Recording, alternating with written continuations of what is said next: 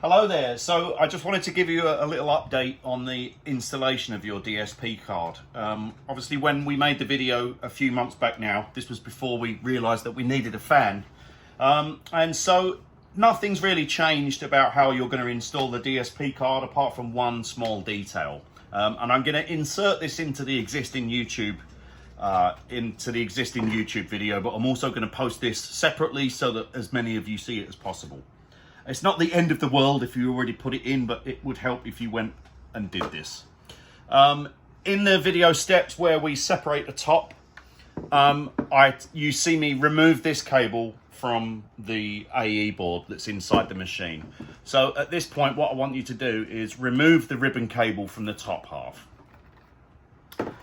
And then, before you mount the DSP card, now in this machine, I've already mounted the standoffs, the brass standoffs. I want you to go ahead and put this ribbon cable on here. Again, it's always important that you get these pins lined up perfectly. At best, it won't work. At worst, it could blow the board up if you don't get them pins aligned properly.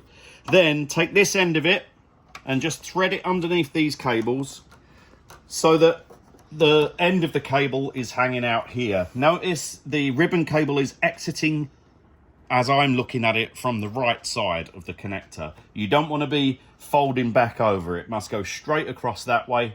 And we've got our edge connector there then.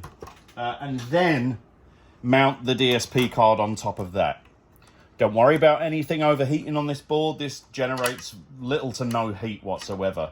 And if this ribbon cable is on top of the fan, you don't want it. It could get caught up or just make noise or just not help it do its job. So that's the only change. Everything else is exactly the same.